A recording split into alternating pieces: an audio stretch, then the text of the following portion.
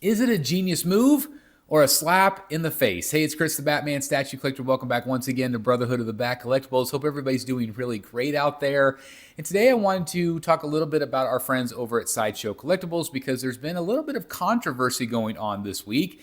And it all stems from something that happened at the very end of Spooktacular. And it's kind of crept into this week, pun intended. But I have to give a shout out to my friend Jeff Delaney over at Secret Sanctuary, who kind of brought this to my attention, and it's kind of picked up some steam. And so I thought it would be interesting to talk about here today, in case you didn't, hear about the news or just kind of weigh in on how you feel about it. But basically, what happened was there was this post that was sent out for a variant of the Frankenstein's monster from Sideshow Collectibles. Now, I'm not talking about the brand new Universal Monsters one. I'm talking about the one that they did a number of years ago, which is phenomenal. I had a chance to see it recently at Jeff's place. I had a chance to see it, of course, at DZ Comics and Games, where I just did that store tour. So it was really cool to be able to see it. It's a very fun piece. Really well done. Really well done. And a lot of people, though, really wanted it in quarter scale back in the day, right? They said, why can't we do this in premium format size, right? Well, for whatever reason, Sideshow didn't. And, around Spooktacular time, that's always the time of year where in the past they would do some sort of variant. It was usually just a repaint, right? It was the same sculpt, but a repaint, very limited run of 100. Again, I know my friend Jeff was always really excited about those every year because they were just exciting pieces. They did something different. And I know that he even still has at least one of his variants still today, and I think that's awesome. So anyway, we haven't got one of those in the last couple years, but this memo went out, or this email went out, and somebody hit him up and said, "Hey, I don't know if this is legit or not," because they were saying that Sideshow's going to offer this piece, this Frankenstein piece, in quarter scale, and of course, Jeff obviously got really excited about it because he wanted it in quarter scale for years. He's been asking about it. So he went to some sources that he has, and they didn't know anything about it. So they felt like it was a scam. And I even said so on, the Rogues Gallery show from this past weekend, because I wanted to make sure no one fell for it. Because there's been a ton of scams lately. There's been Sideshow scams, Prime 1 scams, where somebody will create a site that makes it look like the Prime 1 pieces or the Sideshow pieces are, $300 for, a third scale or something. I've even had friends of mine in it. They had them in their cart, and they messaged me and said, "You got to check out this deal, Chris. You got to order." And I had to tell them, no, it was a scam. Okay. And so there has been a lot of that going around. So always be kind of careful. Definitely check your sources and, where you're buying from. But anyway, long story short, too late. Everybody kind of thought this weekend it was a scam. Well, there was a number of other collectors that hit Jeff up and hit me up and some other people and said, I don't know. I don't know. It feels like it's legit. And it turns out that it is. It is legit, but it was only sent out to special VIP customers of Sideshow. Very, very limited run. I think it was 20 or 50. I can't remember which one it was, but it was very limited. $1,100, I believe, is what they were quoted for the quarter scale. It might be a little bit high, probably, for what they're asking, but it is a sizable piece, so I can maybe see. How do you guys feel about only VIP customers getting the email and not being, up for everybody, right? So I thought, first of all, if you haven't watched Jeff's video, go watch Jeff's video on Secret Sanctuary because, he kind of breaks that down.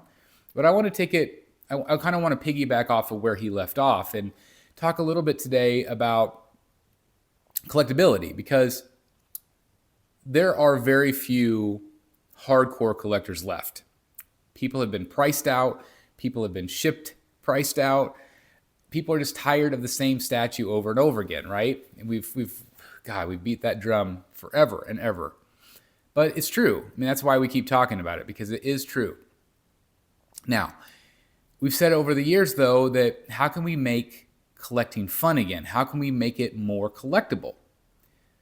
Well, if you have the opportunity to be, one of 50 people in the world to own something, That's pretty. It feels pretty exclusive, right? Everything is an upcharge these days. When you go to Disney, you can opt to pay for a higher tier of rides, right? Where you don't have to worry about waiting in line. You have to pay above the ticket price to be a VIP, sort of. Now, they even have VIP tiers where you can go and have a tour guide and have somebody, shuffle you around all day and take you to the rides, and you don't have to wait for anything. They'll even go get your snacks and stuff. VIP levels, because people are willing to pay, right? Well, these 50 customers or whatever it was had the ability to pay. And some did, I'm sure, and some, I don't know if it's sold out at this point. I mean, we'll never know because it was only to those customers. So does it make it exclusive? Yes. Does that make it kind of fun? Yes, if you were invited or if you're able to pay that tier. Where it's a slap in the face is that, yes, that is fun. Yes, that is exciting to kind of create some buzz and make it more exclusive for certain collectors. All the other collectors that would have liked the opportunity and now doesn't have it. Now, they might be able to buy it in the secondary market, the buy-sell trade. I mean, you could find anything. If you're patient enough, I'm going to give a shout out to Thor Gunnarsson. If you're patient enough, this hobby will come around, right? You'll be able to find the pieces that you're looking for, but you just have to be patient. But in this case, I do like the idea of the exclusivity of it because I think that can make the hobby fun. But also I think that more than likely it's going to alienate some customers and make them feel less than, which is not very goodwill either. So I don't know if this was an experiment on Sideshow's part. It might have been. But I just don't feel like it's really very cool that they did it that way. I like the idea, again, of them kind of maybe figuring something kind of like this out, where they give you a limited time. Maybe you only have an hour to buy. Like there's a window. And if you miss that hour window, sorry guys, if you're working, I'm sorry, whatever. If you miss that window, you don't get it. But to only limit it to a certain number of VIPs, and how do you become a VIP? Is it based on how many orders you had through Sideshow over the years? I've had a ton of Sideshow orders over the years. I didn't get the VIP email. So maybe it was somebody that, bought it the first time and they're the ones that got the email. I don't know. But I don't think it's really all that cool.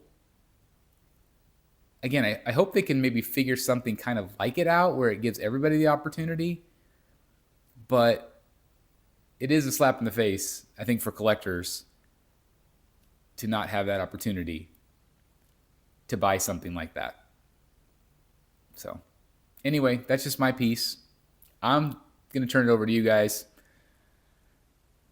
How do you feel? How do you feel? Do you feel like it's not cool? Do you like the idea of every once in a while having something super exclusive to keep the hobby fresh, to keep the hobby interesting and going? Because I feel like there's still longevity in this hobby. But I definitely want to hear what you guys think. Okay? All right, I'm going to go get my iced caffeinated beverage. I'm dragging this morning. Maybe you could tell on this video. I don't know. But I'm up and early today. But I wanted to talk about this. And again, I want to give a shout out to Jeff. Definitely go check out Secret Sanctuary if you haven't done so. Watch his video.